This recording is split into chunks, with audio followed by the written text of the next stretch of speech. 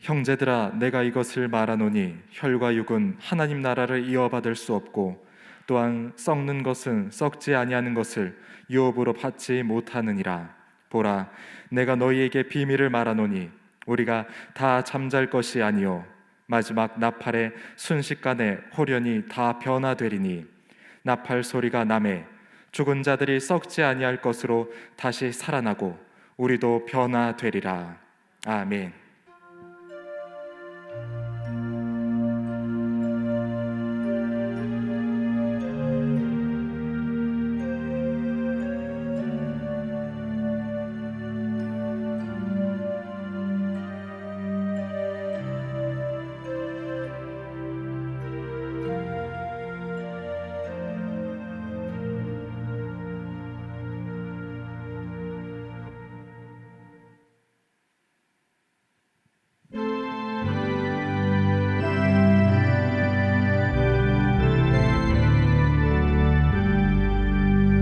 이날은 주님 정하신 참 기쁜 날일세. 온 천하 만민 주 앞에 다 찬송하여라. 주 오늘 부활하시고 사망을 이겼네. 우주를 믿는 성도들 그 복음 전하세.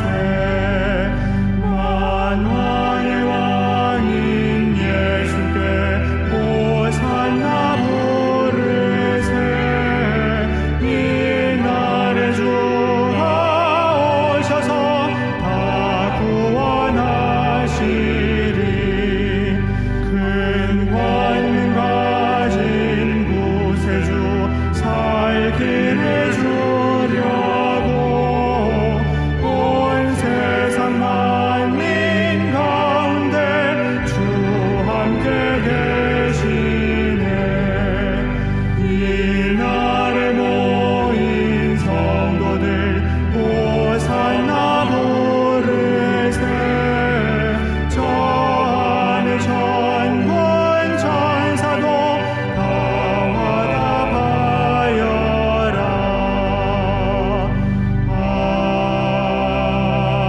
아멘. 다 함께 한 목소리로 참회의 기도를 드리겠습니다.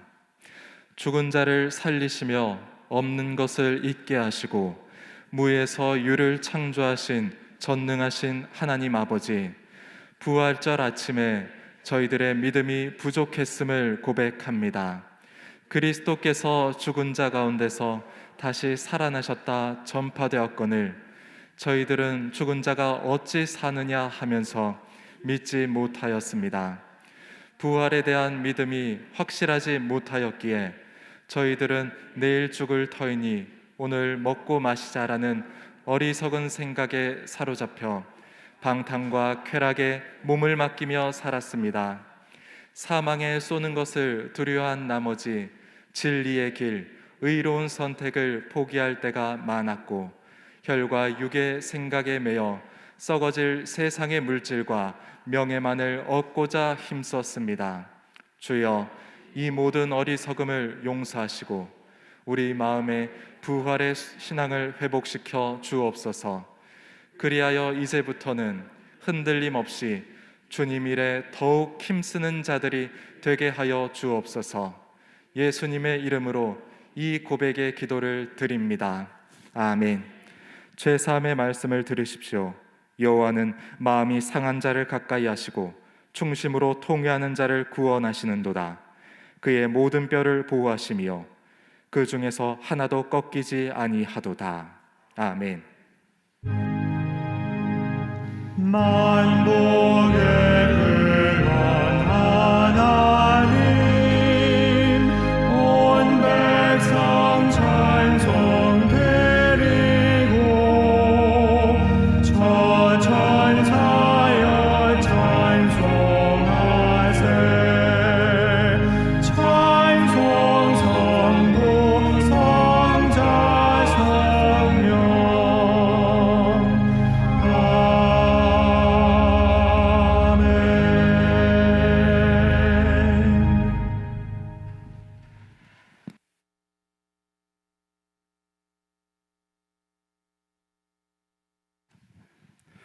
거룩하시고 감사하신 하나님 아버지, 지금까지 지켜주심을 감사합니다. 주님을 찬양합니다. 주님 홀로 영광받아 주옵소서. 저희들의 죄악을 용서해 주시고 은혜 베풀어 주옵소서. 귀한 목사님 말씀을 증거하실 때 은혜의 말씀이 되게 하시고, 그 말씀을 통해 저희 성도들 변화되어 은혜 충만받고 살게 하옵소서. 요즘은 코로나로 이 나라가 흔들리고 있습니다. 코로나로 인해 불안한 마음을 없애주시고 하나님께 더욱 기도하게 하시고, 예배도 전성도가 모여드릴 수 없는 절박한 심정입니다. 코로나를 속히 물리쳐 주옵소서. 부활절 주심을 감사합니다. 어둠을 이기시고 부활하신 주님 감사드립니다. 저희들 삶이 부활되게 하시고 생업이 부활되게 하시고, 병마로 고통받는 성도가 있다면 고쳐주시고 모든 일이 정상적으로 소생하게 하옵소서. 모든 영혼 목이시고 모든 시험 감당케 하시는 사랑의 주님, 성도들의 직장, 사업장을 간섭하여 주시고 어려움이 닥치지 않도록 도와주옵소서. 모든 시험, 환난, 질병 없게 하여 주시고 주님 안에서 범사에 감사하고 늙게 기도하며 평강과 평안이 넘치는 삶을 인도하여 주옵소서. 일일이 간구하지 못한 것도 저희들 필요한 대로 채워주실 줄 믿사옵고, 만왕의 왕이시고 만주의 주이신 예수님 이름으로 감사하며 간절히 기도드립니다. 아멘.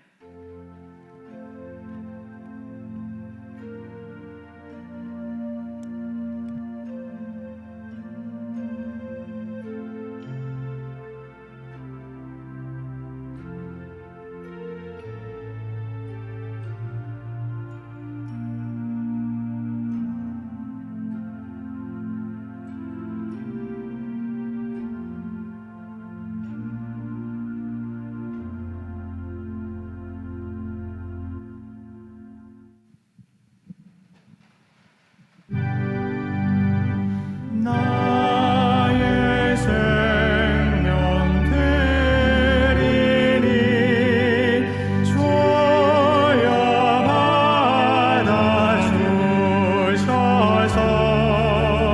세상 살아갈 동안 찬송하게 하소서.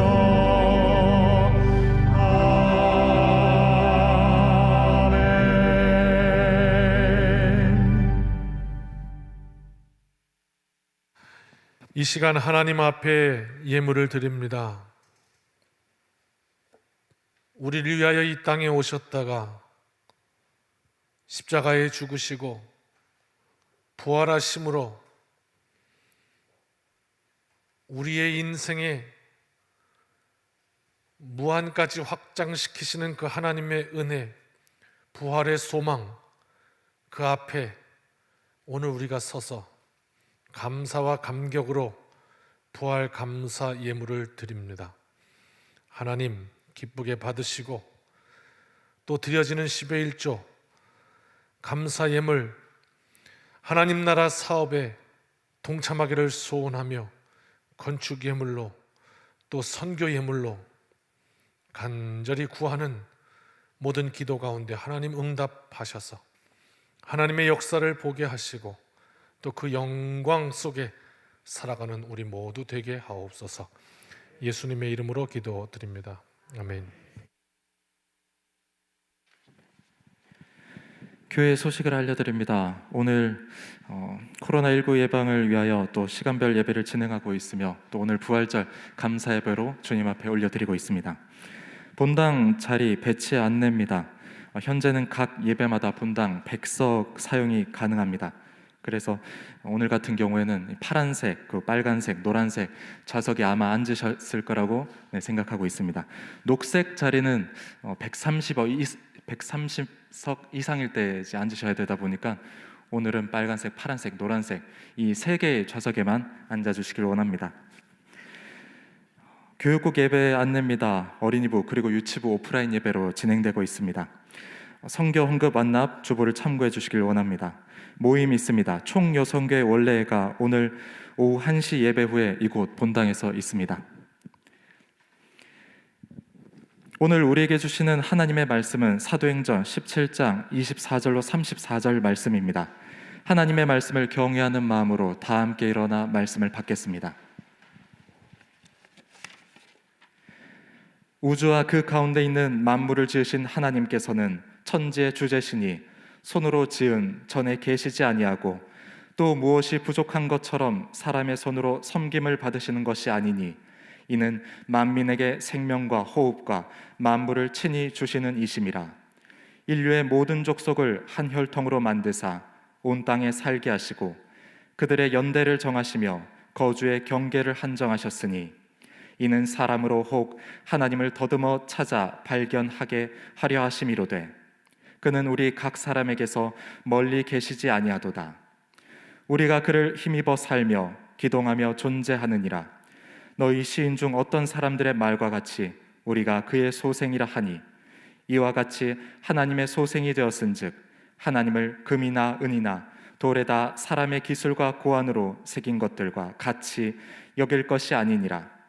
알지 못하던 시대에는 하나님이 간과하셨거니와 이제는 어디든지 사람에게 다 명하사 회개하라 하셨으니 이는 정하신 사람으로 하여금 천하를 공의로 심판할 날을 작정하시고 이에 그를 죽은 자 가운데서 다시 살리신 것으로 모든 사람에게 믿을 만한 증거를 주셨음이니라 하니라.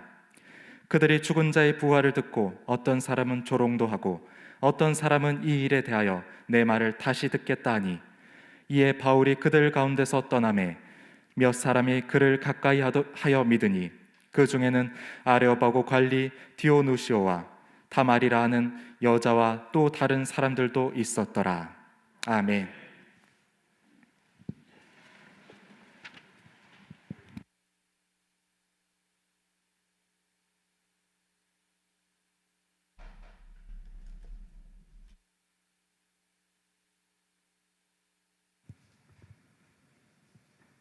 할렐루야. 죄송합니다. 찬양, 특별 찬양 순서가 있어서 찬양 듣고 하겠습니다.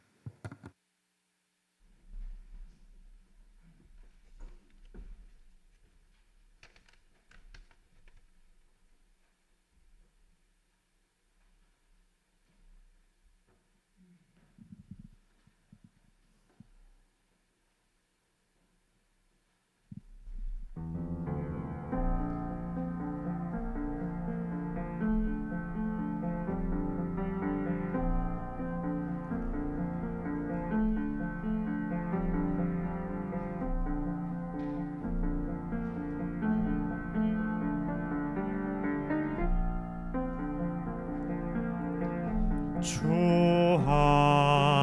하나님 독생자 예수 날 위하여 오시었네. 내 모든 죄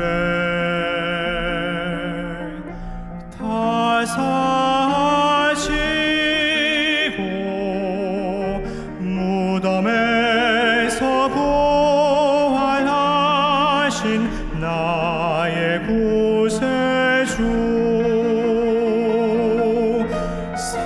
살아계신 주 나의 참된 소망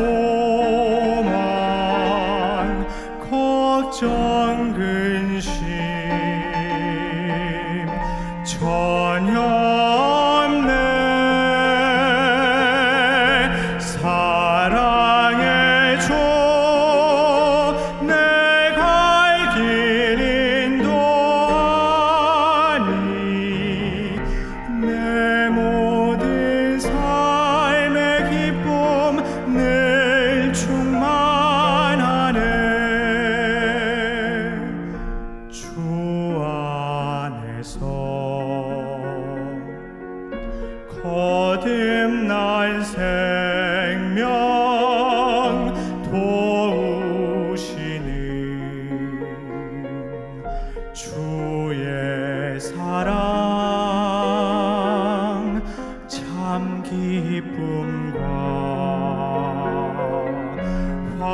확신 가지고 주님의 도우심을 믿으며 살리 그 언젠가 주 뵐 때까지 주를 위해 싸우리라.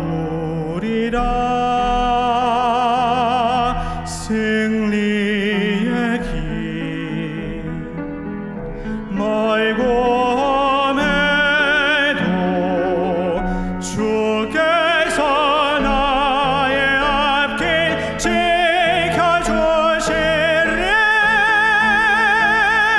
살아계신 주 나의 참된 소망 걱정 근심 전혀 없네. 사랑의 주 내 갈 길 인도하니 내 모든 삶의 기쁨 늘 충만하네. 살아계신 주 살아계신 주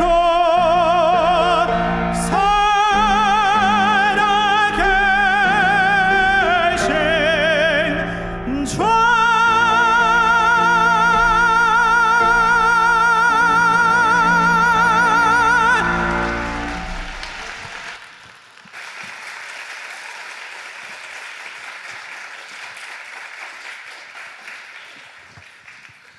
할렐루야. 너무 오랜만에 서서 제가 순서도 모르고 실수를 했습니다. 양해해 주십시오. 우리 앞뒷분 또 가정에서 온라인으로 드리는 우리 가족끼리 또 혼자 있으면 자신을 향해서 우리 축복합시다. 오늘 주님의 날입니다. 주님 부활하셨습니다.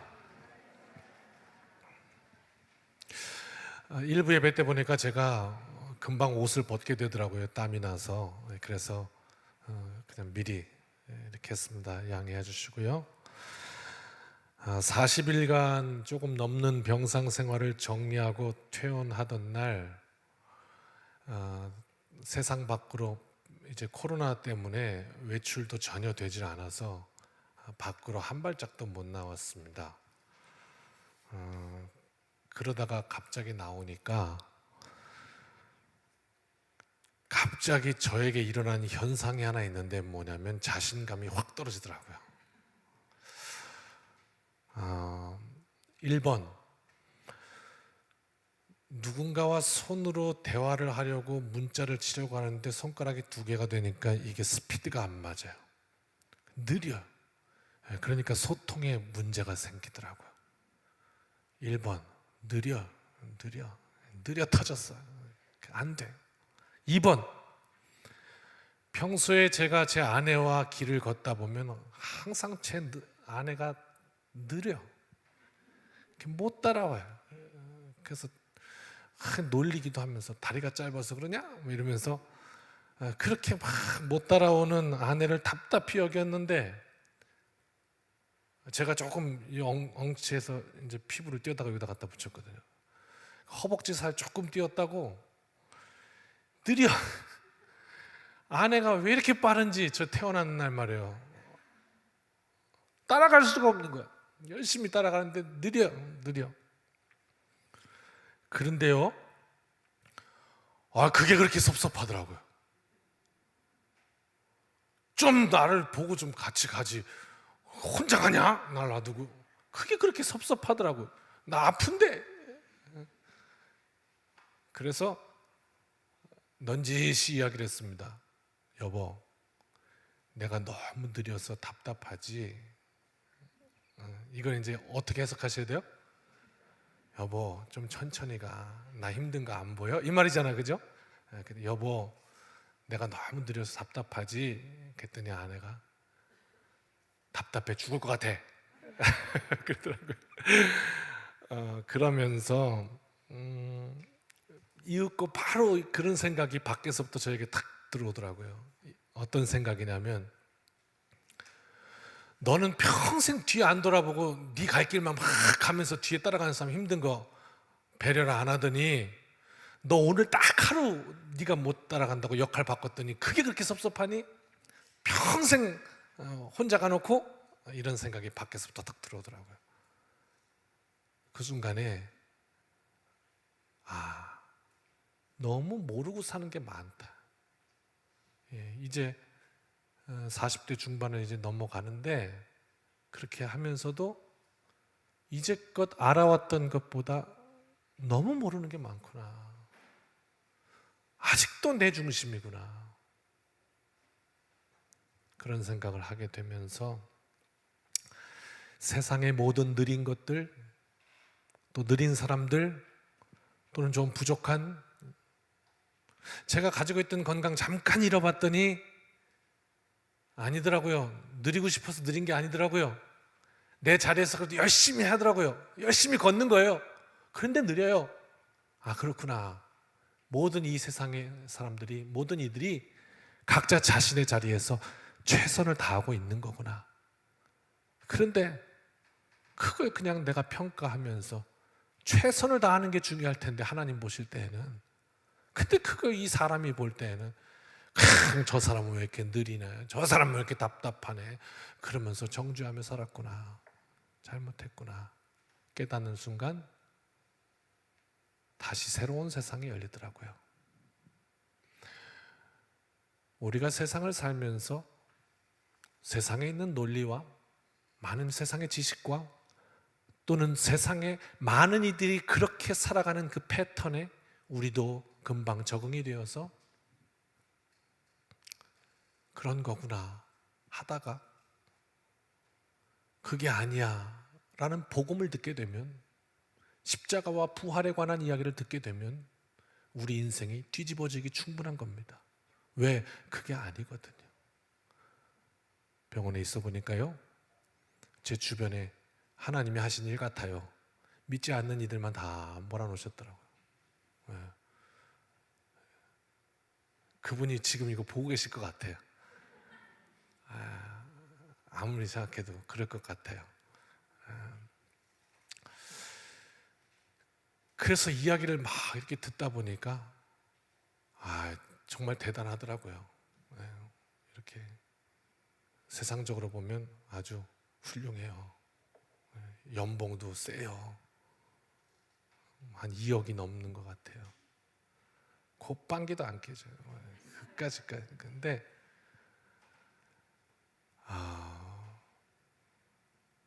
그 속에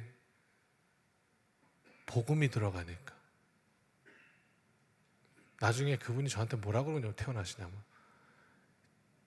저보다 나이가 한 4살 정도가 많으셨어요. 50이 이제 넘으시는데, 제 인생에 목사님을 만난 게 가장 큰 행운이었습니다.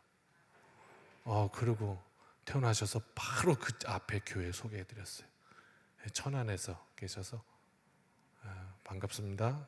보고 계실 거예요. 그래서 천안에 앞에 있는 교회로 이렇게 안내드렸어요.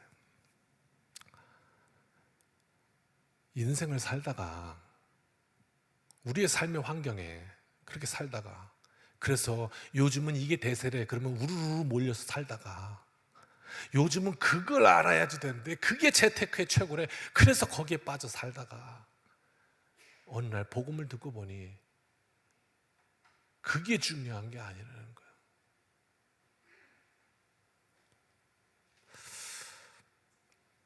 자, 다시 돌아옵시다. 그래서 막 느린 것들 정죄하며 살고, 느리다고 구박하고 한숨 푹푹 쉬며 이렇게 살다가, 그러다가 이렇게 탁 병원 밖으로 나오니까 자신이 없는 거예요. 그랬더니 갑자기 엉뚱한 생각이 들더라고요. 죄송해요, 용서하세요. 그냥 그런 생각이 들었다고요. 목회 다시 할 수 있을까? 그런 생각이 갑자기 탁 들더라고요. 때리더라고. 자신감이 떨어지니까. 설교 준비를 하려고 왔는데 막막한 거예요. 한 40일만 쉬어도요, 그렇게 인간이 약한 존재예요. 40일만 쉬었는데도 이게 뭘 어떻게 해야 될지를 모르겠더라고요. 정말 바보가 되어버린 것 같더라고요. 앉아서 그래 어떻게 해요? 뭐 어떻게 기도부터 해야지. 하나님 어쩔까요? 어쩔까요? 그리고 기도를 이렇게 하는데 하필이면 돌아오는 주가 오늘이에요. 부활절이에요. 무슨 이야기냐면 제가 설교를 하다가 지금 멈춘 게 2월 14일 설교가 마지막 설교더라고요. 2월 14일 후에 지금 오늘이에요. 그런데 2월 14일 날 했던 본문, 오늘 본문이 그 다음 절부터거든요. 23절까지 2월 14일 날 했고 오늘 24절부터인데 이렇게 이어서 하면 좋잖아요. 그렇죠? 왜 좋은가 하면요, 저도 그동안 이 사도행전을 준비하면서 쭉 했던 이 자료들이 있고요. 그 다음에 성경이 왜 이렇게 어렵냐면요, 전이해라는 게 없어서 그래요. 성경의 역사적인 배경 또는 어떤 그 상황, 이런 것들이 우리한테 충분히 있으면 그래서 이 말씀을 했구나라고 딱 이해가 될 텐데 이런 것들이 조금 부족하기 때문에 참 성경이 어려운 거거든요. 그런데 우리가 이 사도행전을 계속해서 한 6개월 동안 하면서 우리에게는 어느 정도의 전 이해가 생겼어요. 그렇죠? 어디다 다 갖다 그렇잖아요. 사도 바울이 이렇게 예루살렘 교회에서 안디옥으로 왔다가 뭐 이런 거 있잖아요. 전이 이렇게 가는 데마다 어려움을, 그래도 또 복음 전하고 뭐 이러면서 막 이렇게. 그러니까 이 설교가 좀 수월할 텐데 부활절인 거예요. 부활절이니까 어떻게 부활절 설교를 해야 되잖아요. 그래서 아이고 큰일 났다. 그리고 본문을 찾으려니까 이게 안 되더라고요. 잠깐 쉬었는데도 인간적으로 하려고 발버둥을 친 거. 어떻게 그러다가 이제 아버지 어떻게 하면 좋아요? 그랬더니 응답이 오대요. 뭐라고 응답했냐면 내가 다 해놨다. 그 응답은 내가 다 해놨다. 그렇게 응답이 오더라고요. 무슨 말씀이세요? 한참을 돌고 또 돌아서 아이고 근데 사도행전은 어디까지 설교한 거야? 그리고 딱 펴봤어요. 그리고 오늘 본문을 딱 봤더니요, 오늘 본문이 뭐냐면 사도 바울이 지난번에 아레오바고에 갔다까지 했죠. 이제 몰라도 끄떡끄떡 하셔야지 이제 안 까먹은 게 되는 거예요. 아레오바고가 어마어마한 데잖아요. 마치 카네기홀 같이. 그 헬라 철학의 가장 중심지 아레오바고에 딱 서가지고 너희들이 내가 다니다 보니까 알지 못하는 신에게라고 써놓고 걷다가 대고 절을 하던데 너희들이 그 알지 못하는 거 내가 아니 너희들에게 알게 하리라. 그리고 시작한 연설 아니에요. 아레오바고 연설. 그까지 하고 딱 끝났었어요. 2월 14일 날. 그 다음 오늘 장면인데 오늘 장면이 뭐냐면 가만히 읽어보니까 아레오바고에서 사도 바울이 그 헬라인들을 향해서 예수의 십자가와 부활을 전한 장면이에요. 뭐가 안 신기한가 보네요. 그 장면이더라고요. 그러니 하나님께서 내가 다 준비해놨다. 맞죠? 꼭 그러신 것 같아요. 2월 14일 날. 그 다음 장면이 부활이잖아요. 부활을 전하는 거잖아. 그러니까 주영아 너 잠깐 들어갔다 부활절 날 나와라. 그거 집어넣으신 것 같아. 아니 그런 것처럼 딱 맞아버린 거예요. 그래서 참 정말 신통방통 꼬부랑통 참 신기하다. 어쩌면 좋아요? 그랬어요. 그러면서 이 연설 오늘 본문이에요. 사도 바울이 참 드디어 그 헬라의 중심으로 들어가서 아덴에서 아레오바고에서 그리스도의 십자가와 부활을 전하는 장면이 오늘 장면이에요. 이런 사건을 통해서 제가 오늘 말씀을 준비하게 됐습니다. 그래서 다시 한번 하나님 앞에 감사하면서 들어갑니다. 24절입니다. 사도 바울이 이제 이렇게 전하는 거예요. 자, 오늘 듣기 전에 먼저 큰 덩이를 제가 설명을 드리고 말씀을 들어가면 훨씬 이해가 쉽습니다. 바울의 이 복음 전함의 패턴이 뭐냐면 처음에는 하나님에 관해서 설명합니다. 하나님은 이런 분이다. 그 다음 두 번째 패턴은 그 하나님이 우리에게 하나님을 알게 하시고자 예수 그리스도를 보내셨다. 그리고 그 예수 그리스도께서 오셔서 십자가에 우리의 죄를 위해 죽고 다시 부활하심으로 새로운 세계가 열린 것이다. 하나님이 거기서 계시되었다. 이 말을 한 거예요. 그랬더니, 그러니까 자, 첫 번째 하나님에 대해서, 두 번째 그 하나님이 보내신 예수 그리스도에 대해서, 그랬더니 세 번째 마지막 단락이 뭐냐면 어떤 이는 믿고 따라가고 어떤 이는 비웃었다. 이게 이제 오늘 본문이에요. 자, 그러면 이 아레오바고에서 하나님에 대해서 사도 바울이 어떻게 논증하는가 보십시다. 24절입니다. 우주와 그 만물 그 가운데 있는 만물을 지으신 하나님께서는 천지의 주제시니. 우리는 너무나 당연해서 이 말씀이 들어오질 않아요. 그래서 졸음이 가속화돼요. 왜? 너무 들어서 알아 하는 거야. 근데 이게 무슨 말이냐면 우리는 알아 하는 게 지금 아덴에서는 그 말이 아니에요. 아덴 사람들은 왜 그러냐면 이 세상 주관자가 누구인지를 몰랐기 때문에요. 지금 모르는 사람들한테 하는 거예요. 그래서 헬라 사상을 보면 이 헬라 사상에는 이 세상의 만물의 근원을 물, 공기, 불 이런 것으로 봤어요. 거기서부터. 그러나 오늘 사도 바울은 뭐라고 증거하고 있냐면 아니 천지의 주제는 하나님이시라. 그리고 당신들이 그 근원으로 보고 있는 물, 공기, 불 이런 거 다 그 하나님의 피조물이라. 이 이야기를 하는 거야. 알지 못하는 신에게, 그래서 헤매고 있는 이 백성들에게 너희들이 알지 못하는 그분 하나님이시다. 천지의 주인이시다. 오늘 이 세계의 주인이시다. 이렇게 선언한 거예요. 그러니까 목사님, 인생이 뭡니까? 라고 저에게 묻는다면 인생은 전쟁입니다. 무슨 전쟁이냐면 주도권 전쟁입니다. 언제나 내가 주인 돼서 살아가려고 하는데 그러나 그게 아니라는 사실을 아는 순간 우리 인생이 뒤집어지는 겁니다. 그런 거 아닙니까? 주인이 계셨구나. 이걸 아는 순간 그 인생은 뒤집어집니다. 전혀 다른 인생을 살게 됩니다. 그 말입니다. 만물을 지으신 하나님이 주인이십니다. 이렇게 선언한 것입니다. 그 다음 말씀, 당시 헬라 사람들이 어떤 생각을 했냐면 가장 신성시 여기던 파르테논 신전이 있었습니다. 거기 중심에. 그리고 그들은 거기에 하나님이 있다고, 거기에 신이 있다고 믿었습니다. 그래서 그곳만 지나가면 벌벌벌 떨고 그곳을 신성시하던 곳인데 바울은 분명히 말씀합니다. 살아계신 하나님은 그런 사람의 손으로 지은 전에 계시지 않는다. 그러니 그거를 신성시하는 것, 그것도 이제 우상이 되는 것이죠. 헛짓이 되는 거란 말이죠. 25절, 지금 하나님에 대해서 설명하고 있습니다. 헬라인들이 잘못 알고 있었죠. 거기에 대해서 바울이 증언하는 것입니다. 천지의 주인이시다. 사람의 손으로 지은 곳에 계시지 않는다. 그리고 25절, 무엇이 부족한 것처럼 사람의 손으로 섬김을 받으시는 그분이 아니다. 이 말은 무슨 말입니까? 당시 헬라 사람들의 생각이 어떤 생각을 가지고 있었냐면 이런 생각이, 신에 대한 생각이 이런 거예요.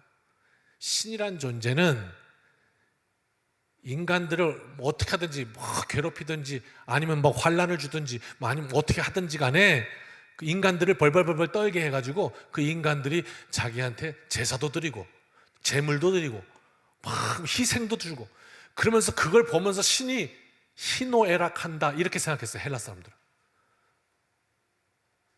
그러니까 신이 이런 거예요. 막 나한테 막 경배하고 막 이렇게 난장판을 치는 그 사람들을 보면서 그래, 잘한다. 내가 그걸 즐긴다.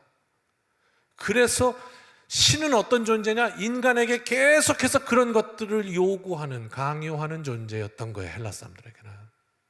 그 제사 안 드리면 해코지 하는 거예요. 이 사람들이 이해하는 신은 이번 연도 제사 안 드렸어? 그러면 조상이 와가지고 해코지 하는 거예요. 이게 신 인식이에요. 그 당시 헬라 사람들한테. 그래서 바울이 그 아레오바고에서 뭐라고 지금 선언하고 있냐면 하나님은 뭐가 부족한 것처럼 그렇게 사람들한테 막 뜯어내고 받아야 되고 이렇게 사람의 손으로 섬김을 받으셔야 하는 분이 아니다. 이게 하나님에 대한 논증이었어 바울의. 아니다 말이에요. 그럼 뭐냐? 하나님은 만민에게 생명과 호흡과 만물을 친히 주시는 분이다. 하나님에 대해서 너희들이 오해했다. 신은 그렇게 사람들을 막 괴롭히는 재미로 그렇게 존재하는 존재가 아니다. 이런 말이었어요. 자, 그런데요, 여기서부터 확인되는 정말 중요한 사실이 하나 있는데 뭐냐면, 만약 그렇다면 하나님이 우리에게 뭔가를 막 이렇게 받으셔, 하나님 영광 돌립니다 이렇게 하는데, 하나님이 그 영광 돌리는 거를 위해서 우리에게 거래를 하시는 그런 분이 아니란 말이에요. 하나님은 우리에게 사랑으로 주시는 분이란 말이에요. 그럼 여기부터 확실하게 하나 되는 거 있어요. 뭐냐면 율법. 신명기 28장에 써있던 율법. 모세 오경을 통해서 계속 모세에게 시내산에 주셨던 십계명을 포함해서 율법. 이게 있잖아요. 헬라 생각으로 생각한다 그러면 하나님이 인간들에게 뭐 이렇게 해가지고 그 세금 받듯이 이렇게 뭘 받으시려고 그런 거야. 그게 아니라는 거죠. 하나님은 우리에게 뭘 받으셔야 되는 그런 부족한 분이 아니라는 거죠. 그렇다면 그 율법은 왜 주신 건가? 아, 우리를 위해 주신 거구나. 복음을 왜 주신 건가? 나를 위해 주신 거구나. 저도 목사의 아들로 자라면서 어릴 때부터 이렇게 뭐만 하면, 목사들이 왜 그래? 뭐만 하면 넌 교회 다니는 애가 왜 그래? 그러니까 뭘 못하는 거예요. 내가 하고 싶은 건데 못하는 거예요. 아유, 참 거추장스럽다 이거 내가 그리스도인이라는 이 명찰이 참 거추장스럽다. 이거 못하는 것도 많고 하고 싶은 거 많은데 이것도 안 된다고 그러고 저것도 안 된다고 그러고 주일날은 사 먹어도 안 된다고 그러고 그냥 뭐 안 되는 게 많아 이렇게 그랬는데, 그게 하나님이 나한테 그렇게 해서 뭘 받으시기 위함이 아니라 나를 위해서 그러셨다는 거예요. 우리에게 그리스도인으로 이 땅에서 살게 하신 거 손에 많이 보시죠, 여러분? 그리스도인으로 살기가 참 쉽지 않아요. 그렇죠? 잘 확인이 안 되시면, 그러면 혹시 차 있으시죠?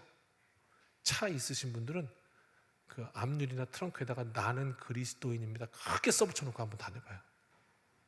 그럼 대번에 운전이 어려워져요. 그리스도인으로 살기가 참 어렵다. 그런데 그게 내가 하나님을 위해서 뭔가를 해드린 줄 알았더니 오늘 말씀을 보니까 그게 아니라 하나님이 나를 위해서 그렇게 하셨다는 거예요. 그런 이야기예요. 모든 은혜, 생명, 구원의 역사 다 하나님이 필요하셔서, 무언가 필요하셔서 우리에게 요구하신 것이 아니고 우리를 긍휼히 여기시는 하나님께서 우리를 살피시고 은총 베푸시는 분이라는 사실을 얘기한 거예요. 이것이 믿어짐으로 감사하는 부활절 아침 되시기를 축원합니다. 저도 참 어려운 시간을 이제 지났는데요. 아프기도 아프고 날마다 손에서 불이 나더라고요. 그래서 뭐 그냥 안수만 하면 불 내릴 것 같더라고 그냥. 그렇게 아팠는데 얼마나 그때는 감사한 일이 많아요. 지금 이렇게 보니까 어때요? 자연스럽죠? 이상하지 않죠? 결혼식 주례하는 거 같지 않아요? 뭐 그냥 별로 뭐 다른 거 없잖아요. 이것도 은혜더라고요. 평소에 목사가 이거 장갑을 안 끼는 저기에서 성만찬 할 때도 끼잖아요. 이게 자주 끼니까 뭐 그런가 보다 그러면 별로 이상하지가 않은 거예요. 이것도 감사하고 이래저래 감사한 게 많아. 감사한 게. 병원에 들어갔다가 저는 20년 동안을 하루에 한 끼 먹고 살았거든요. 많이 먹으면 2끼. 그래갖고 위장병으로 참 고생을 많이 했는데 약을 먹어야 된다고 3끼를 먹으래요. 그때는 40일 만에 지금 6kg밖에 안 쪘어요. 뚱뚱해 잡고 옷이 맞는 게 없어요. 좀 뚱그레졌죠. 그래갖고 이거 어떡하나 싶은데 그동안에 제 고질병이었던 위장병이 싹 나버렸어요. 야, 이게 은혜가 있어요. 은혜가 있어요. 그리고요,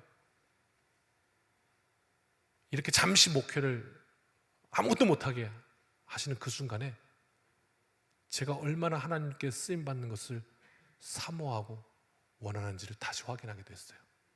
그래서 새로운 시간을 맞게 됐어요. 이게 뭐냐면 구원이에요. 나의 죽어진 시간으로부터 해방시키셔서 살아있는 생명의 시간으로 바꾸시는 거예요. 이게 어디서 일어나냐면 예수 이름에서 일어나요. 왜? 주님께서 죽었다가 다시 사셨거든요. 이걸 우리가 경험하며 사는 거거든요. 자, 26절. 그러면서 이렇게 얘기합니다. 이제 아덴 사람들 향해서, 이봐, 정신 차려. 하나님이 인류의 모든 족속을 한 혈통으로 만드셨다고. 이게 엄청나게 중요한 얘기예요. 당시 유대인들과 헬라인들이 엄청 싸웠어요.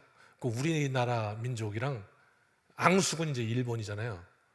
보기만 해도 별로 안 좋죠. 예. 엄청 싸우잖아요. 아유, 병원에서 한일전을 보는데 리모컨을 집어 던지더라고요. 예. 저게 축구냐 이러면서. 왜 다른 데랑은 저도 아무렇지도 않은데 일본한테 지금 막 청소하시는 아주머니가, 나 지금 과장하는 거 아니에요. 그 증거하는 분이 계세요. 청소하는 아주머니 빗자루 던져요.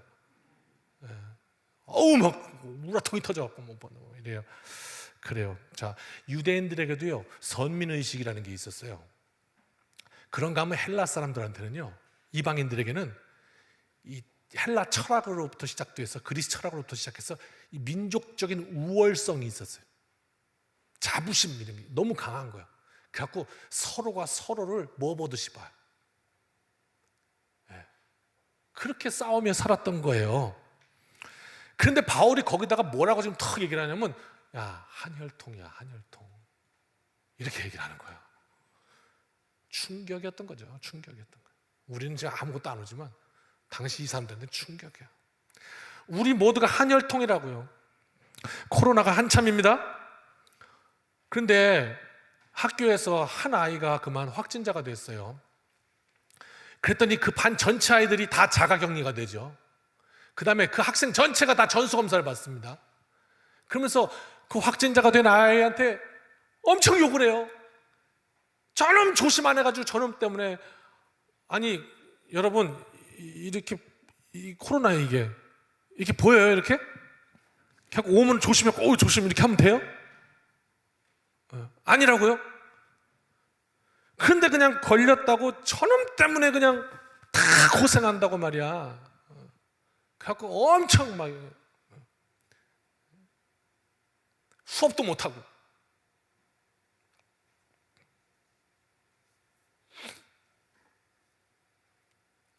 그런데 말입니다, 만약에 그 확진된 아이가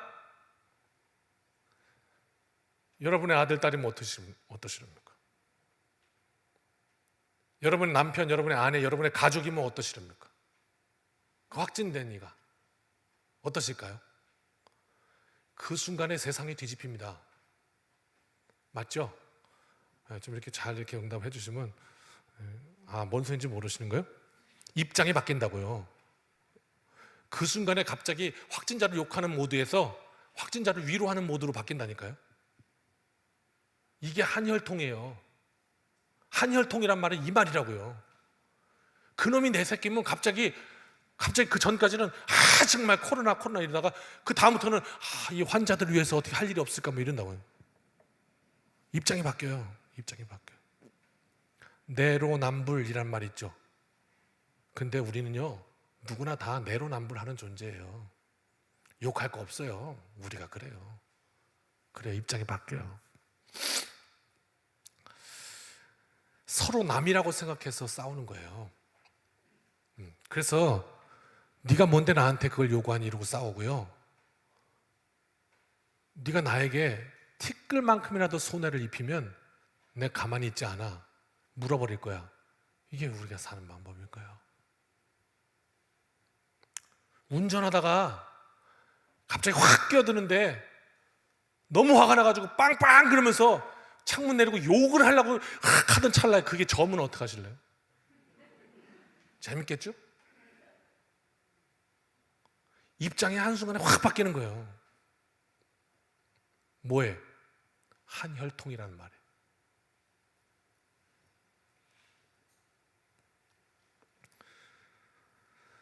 이게 지금 다 부활에 관한 말씀이에요. 한순간에 변하는 거예요. 뒤집어지는 거예요. 그게 예수 그리스도의 이 땅에 오심이에요. 조금 더 보세요. 27절.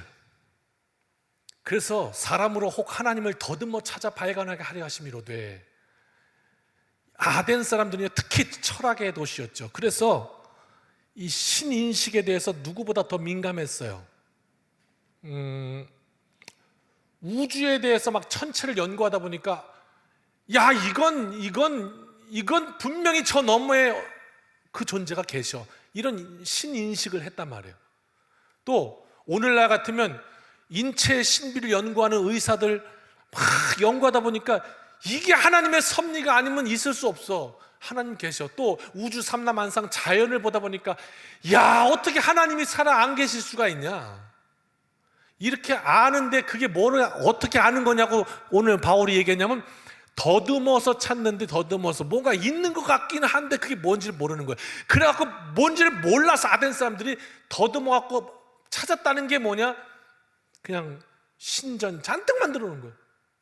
이것저것 우상을 만들어 놓은 거예요. 이게 신이란 말이에요. 이렇게 만들어 놓은 거예요. 그런데 미안하지만 하나님을 알았어요, 몰랐어요? 모른 거죠. 그러니까 그냥 그렇게 신전을 많이 세웠죠. 우상만 잔뜩 드글드글이는 도시로 만들어놨죠. 심지어 알지 못하는 신에게, 알지도 못하는데 신이야 그냥. 그렇게 되었던 거예요. 그러나 하나님은 우리 각 사람에게서 멀리 계시지 않아, 이렇게 이야기했던 거죠. 그러면서 바울이 지금 이야기하는 거예요.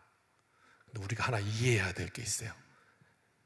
이 사람들이 왜 그토록 신을 찾았는데 하나님을 못 찾았을까? 그리고 우상만 잔뜩 만들어놨을까? 왜냐면요, 저와 여러분 우리 모두는요, 우리의 경험 안에서 밖에는 몰라요. 그게 우리 인간의 한계잖아요. 그래서요, 경험이 차이가 나요. 우리 저 2층에 가만있어, 이제 중학교를 갔나? 자원이 자림이가 중학교 갔지? 네. 그러면 우리 자원이 자림이가 미안해요, 용서하세요, 이해하는 이 어떤 정도와 우리 자원이 자림이 엄마 아빠가 이해하는 정도와 할머니가 이해하는 정도가 조금 다를 수 있어요. 왜 다르냐면 그걸 연륜이라고 그러잖아요. 왜 다르냐면 경험의 차이예요. 경험의 차이. 그래서 인생의 연수가 깊어지면서 많은 경험을 해서 조금 더 다른 생각을 할 수 있어요. 그런데 여전히 우리는 그 경험 밖에 있는 것을 알지 못해요. 그러므로 우리가 하나님을 찾으려고 아무리 발버둥을 쳐도 우리가 하나님을 알 수 없어요. 왜냐하면 하나님은 우리의 경험 밖에 계신 분이기 때문에 그래요. 그래서 우리가 알 수 없거든요. 그래서 더듬는다고 표현을 했거든요. 그러면 우리가 하나님을 어떻게 알 수가 있느냐?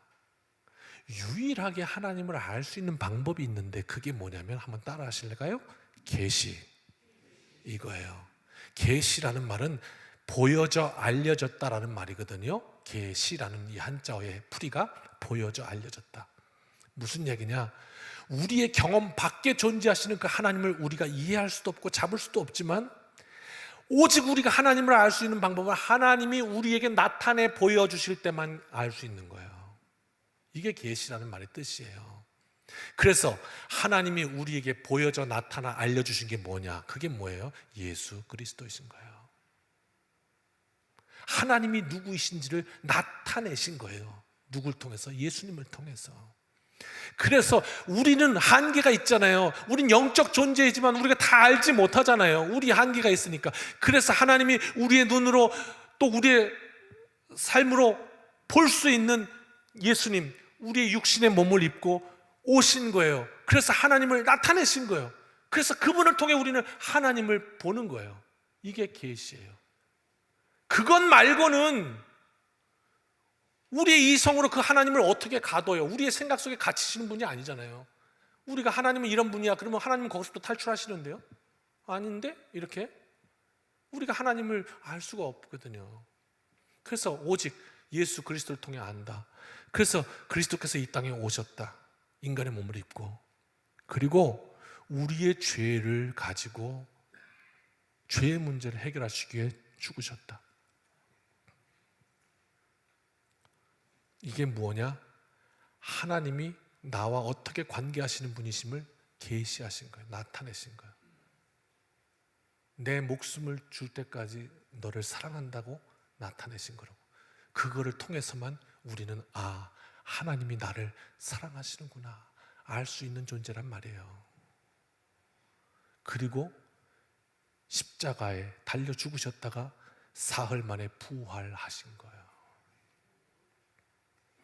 이 부활의 의미가 뭐냐면요, 당시 사람들은 그래요.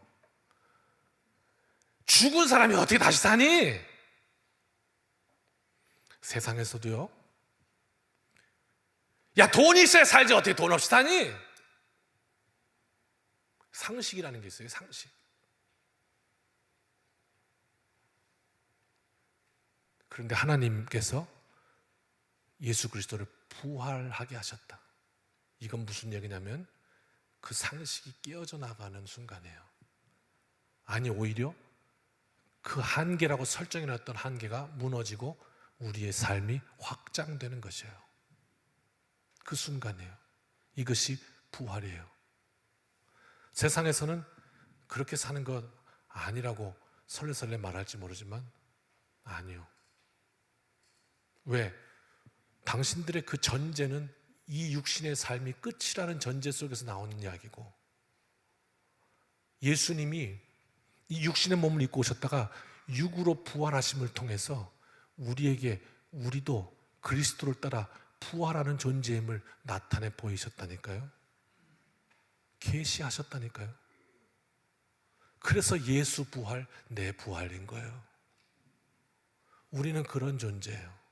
그러므로 이 땅에서 절망 속에서 노세노세 하는 인생이 아닌 거예요. 오늘 그렇게 사도 바울이 증거하고 있어요. 28절, 이거는 뭐 넘어가면서 일단 제가 한 절 한 절 다 설명을 해야 되니까, 이해는 하셔야 되니까, 말하자면 우리가 그를 힘입어 살며 기동하며 존재하느니라. 너희 시인 중 어떤 사람들의 말과 같이 우리가 그의 소생이라 하니 이랬는데, 우리가 그를 힘입어 살며 기동하며 존재하느니라, 우리가 그의 소생이라, 이 말이 어느 시인의 시를 그대로 갖다 인용한 건데, 그 시인이 누구냐면 에피메네데스라는 사람인데, 들어보셨죠? 뭐 하는 건지는 몰라도 언젠가 들어본 것 같은 기억 없으세요? 에피메네데스? 전에 알지 못하는 신의 계를 설교하면서 그 동네에 아덴에 엄청난 역병이 창궐했을 때에 그걸 낫게 했다고 사람들이 믿는 그 사람이 에피메네데스고, 이 에피메네데스가 그래서 이걸 그냥 넘어가면 안 된다고 신들에게 예배를 드려야 한다고 하면서 다 예배 제단을 쌓다가 잠깐 하나 빼먹었다 그러면서 만든 게 혹시 우리가 알지 못하는 신에게 할 수 있다, 그거 제단 만든 이가 에피메네데스예요. 말하자면 당시 아덴 사람들이 가장 생각을 많이 하고 있던 권위적인 인물이었죠. 근데 그 에피메네데스의 시를 그대로 따다가 오늘 여기다가 딱 인용해 버린 거예요. 참 대단해요. 바울이 아레오바고에서 연설할 만합니다. 그의 시를 딱 대면서 바로 우리가 그의 소생이라, 그가 누구냐? 하나님이시다, 이렇게 말하는 거예요. 그 아덴 사람들이 가장 잘 이해할 수 있는 말로, 언어로 설명한 거예요. 예. 고수는 말이 많아요. 표현할 수 있는 말이 많아요. 참 대단해요. 29절, 그래서 우리가 하나님의 소생이 되었지 않느냐. 하나님이 계시하셨어, 우리가 어떤 존재인지를. 예수 그리스도를 통해서 당신의 목숨값을 들 만큼 너는 소중하고 귀한 존재라는 것을 계시하셨어요. 그리고 부활하심으로 우리도 부활의 존재라는 것을 계시하셨어요. 그런데 어떻게 우리보다 하위에 있는 금이나 은이나 돌이나 이런 거 만들어 놓고, 그 형상 만들어 놓고 거기다 갖다 절을 하고, 우리가 어떤 존재인데, 그런 얘기예요. 세상에 나가니까 막 절을 하네요. 금에도 절을 하고요. 그래서 우리를 부속품화 시킨다고 했잖아요. 대체 가능한 존재. 너 싫으면 내일부터 회사 안 나와도 돼. 다른 사람 갖다 꽂으면 돼. 기계의 부속품처럼 만들어버린다고 우리 인생을. 우리는 그런 존재가 아닌데, 예수님의 피값 주고 사신 존재인데 얼마나 존귀한 인생인데, 그걸 놓치니까 기계 부속품처럼 살아가니까 결국 우리 멘탈이 흔들리는 거예요. 인생이 무너지는 거예요. 아유, 내 인생 뭐 이러다 뭐 있겠어? 포기하는 거예요. 아니, 우리는 그렇게 만들어진 존재가 아니라니까요. 예수 부활이라는 건 그렇게 우리에게 증거되는 게 아니에요. 30절, 예수님이 오시기 전에는 이게 알지 못하던 시대예요. 하나님이 계시하지 않으셨기 때문에 우리가 아무리 알려고 해도 알기가 어려웠어요. 그래서 어떻게 하나님이 오래 참아주셨어요. 간과하셨어요. 그러나 이제는 하나님 나타내셨단 말입니다. 예수 그리스도 십자가가 섰단 말입니다. 그의 부활의 복음이 섰단 말입니다. 그래서 어떻게 해요? 회개하라, 돌아서라. 네가 가던 삶의 방향에서 돌아서라, 십자가로. 제가 40일간 병상에 있다 보니까, 그 환자들이 있다 보니까 다 믿지 않는 분들이 뭐 이렇게 다 생활하고 하다 보니까요, 저도 막 이렇게 헷갈리더라고요. 왜냐하면 이렇게 주로 얘기하는 이야기들이 재테크 얘기 엄청 들었네요. 결국 제 통장을 딱 찾아봤더니 47만 원이더라고요. 그 47만 원으로 무슨 재테크를 할까? 엄청 얘기 들었어요. 뭐 아주 어떡하지, 이거 보고 계실 텐데 죄송합니다. 용서해 주십시오.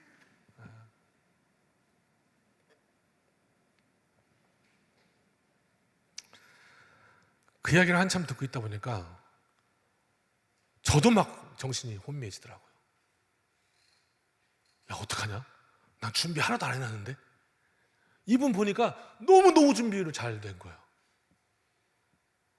벌써 15억에서 한 20억 사이가 되어 있대.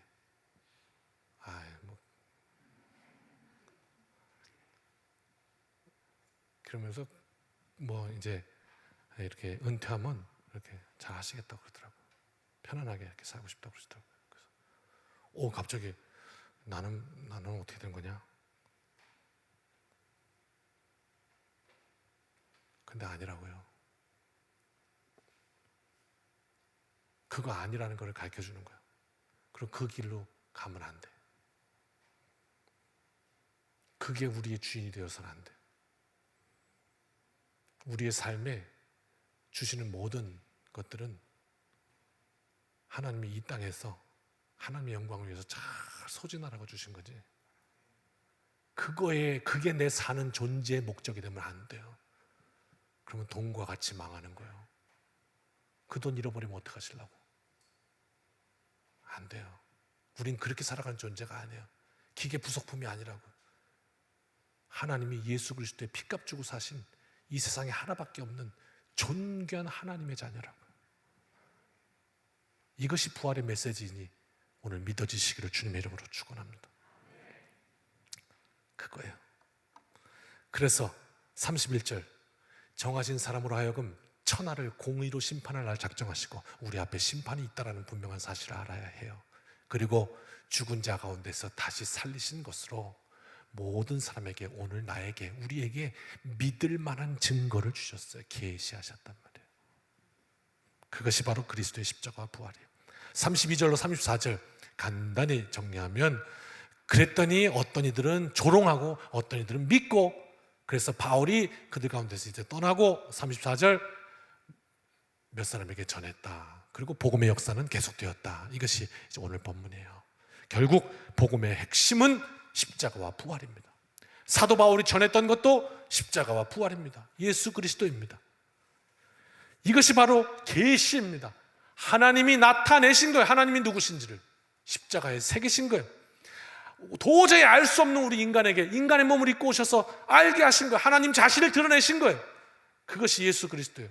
부활이 우리에게 이야기해 주는 것은 한마디로 우리의 육신적 죽음, 이게 끝이 아니다라는 거예요. 하나님의 선언입니다. 그러므로 그리스도인에게 죽음은 끝! 이 개념이 아니라 우리 존재가 변화하는 뜻입니다. 우리의 삶이 육신의 죽음 그 저 너머로 확장되는 것입니다. 그리고 이 부활의 은혜가 우리의 가슴으로 믿어진다면 오늘 우리가 해야 할 일이 있습니다. 뭐냐면 오늘 또 새로워져야 하는 겁니다. 여러분, 오늘 이 시간 이 말씀을 통해 또 새로워져야 되는 거예요. 이게 왜 안 되냐면 신학적 용어로 우리의 성숙을 조기종결시켜버린 거예요. 아, 내가 신앙생활 몇 년인데 지금 다 알아 그거. 그래서 그 이야기에 비슷한 얘기가 나오면 다 알아. 그리고 종결시켜버리는 거예요. 내 성숙을 조기종결시켜버리는 거예요. 그러니까 이미 결론 다 내놨어요. 더 이상 새롭지가 않아. 아니, 오늘 주시는 하나님의 은혜가 있는데요. 아이고, 병원에 잠깐 갔다 왔더니 만물이 새로워지던데요. 어찌? 그래서 우리가 해야 할 일이 뭡니까? 십자가와 부활, 그 메시지가 우리 가슴에 담겨지면 지나온 시간, 오늘까지 이 시간, 그리고 그 가운데 살아있으나 죽었던 시간, 생명력이 없었던 시간, 그냥 어제와 같은 오늘 이랬던 시간, 그냥 그렇게 빠져있던 그 시간에 대해서 종말을 고하는 겁니다. 그게 나는 십자가에 죽었습니다 하는 선언입니다. 그리고 예수로 다시 삽니다. 새 삶을 살겠습니다. 이것이 구원입니다. 손을 다쳤더니 일상의 90% 정도가 힘들어지더라고요. 지금은 이제 마이크도 잡고 이게 금요일 날 이제 드디어 의사 선생님께서 손을 이제 써도 됩니다. 그래서 이게 이제 금요일 오후부터 쓰기 시작한 거예요. 이틀째예요. 그 전까지는 이렇게 의사인 척, 메스 이렇게 했는데 이틀 됐어요. 그런데 그러다 보니까 밥도 이렇게 잡고 먹어야 되는데 병원 반찬이 오징어 포가 나왔길래 너무 먹고 싶어서 젓가락질부터 엄청 혼났어요. 밥도 먹기 힘들어요. 몸도 씻기 힘들어요. 지금은 씻어요. 어제부터 태화 고무장갑 딱 끼고 엄청 행복해요. 씻을 수 있다는 게 얼마나 행복한 건지를 좀 알고 씻으면 좋겠어요. 네? 네. 내 손으로 세수해 본 지가 지금 2달이 넘었어요. 태화 고무장갑 끼고 한번 세수해 보시오. 얼마나 얼굴이 아픈지. 네, 빡빡대고 그냥 얼굴 되게 아파요. 그래서 참고 어떻게 닦아야 되니까. 네. 그래요. 옷을 입기도 힘들어요.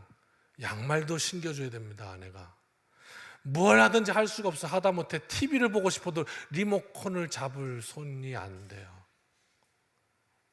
안 되더라고. 아무것도 안 되더라고. 손을 사용하지 않았더니 새로운 세계를 맛보더라고요. 뭐냐? 하나하나 나를 도와주는 손길이 필요해. 뭘 하나 할래도 다 도와줘야 돼. 그러다 보니까 얼마나 그게 소중한지 감사한지. 그래서 하루 종일 입만 열면 아이고 감사합니다. 아이고 고맙습니다. 아이고 감사합니다. 이렇게 살았어요. 근데 여러분, 그러면 남의 손으로 감사합니다. 감사합니다. 이게 감사한 거예요? 아니면 내 손으로 그거 다 할 수 있는 게 더 감사한 거예요? 뭐 알아서 선택하시라고요. 네? 얼마나 감사한지 몰라요. 감사한지 몰라요. 건강한 손 가지고 내 일상을 마주할 때 왜 몰랐을까? 이제껏 몰랐던 감사를 오늘 깨닫게 하시는 거고요. 다시 오늘을 살게 하신 그 하나님의 은혜에 감사하며 오늘 내 인생에 펼치신 그 모든 것들, 고난의 터널, 그게 중요한 게 아니라 그 가운데서 하나님을 또 알게 하신 그것이 그 은혜가 감사한 거야. 그래서 또다시 십자가를 붙들고 나 오늘 새로워질 겁니다. 하나님, 나 예수로 다시 살 겁니다. 내 중심이었던 내 중심의 삶의 종말을 고하고 다시 그리스도로 부활에 이르기를 소망하는 것. 주님 부활 곧 내 부활입니다. 오늘 우리가 새롭게 깨달아야 할 하나님의 섭리가 내 앞에 있습니다. 하나님, 오늘도 성장을 멈추지 않겠습니다. 더 그리스도에게로 깊숙이 가까이 가기를 원합니다. 이 한 주간도 그 부활의 메시지를 가슴에 품고 승리하는 우리 모두가 되시기를 주님의 이름으로 축원합니다. 다 일어나셔서 찬송 170장 찬양합시다.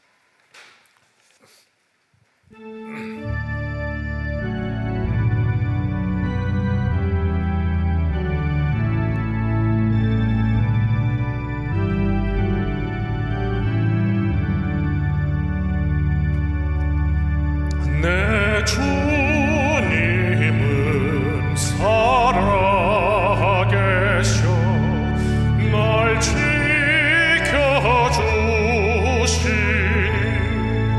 그 큰 사랑 인하여서 나 자유 얻었네. 나의 대신 주님 내 소망 되신 주 항상 나와 함께 계셔 곧 다시 오시리. 나를 거룩하게 하려 주 나를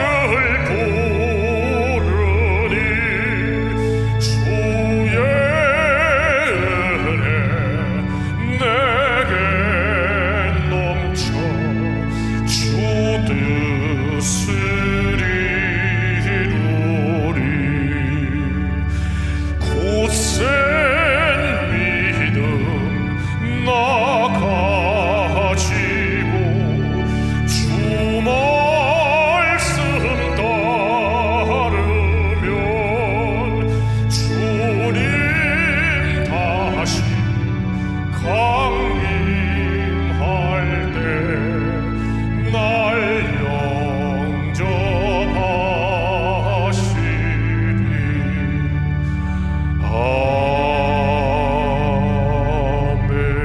아멘. 이제는 우리 주 예수 그리스도의 크신 은혜와 아버지 하나님의 무한하신 사랑하심과 성령님의 동행하심이 부활, 우리 주님의 부활, 내 부활입니다. 다시 한번 계시된 예수 그리스도, 그분이 우리의 삶의 주인 되셔서 우리의 삶 가운데 날마다 부활의 놀라운 은혜를 경험하는 삶이 되기를 소원하며 그 말씀 부여잡고 이 문을 나서는 여기 모인 주님의 백성들 머리 위에 이제로부터 영원까지 함께하여 주시기를 축원하옵나이다. 아멘.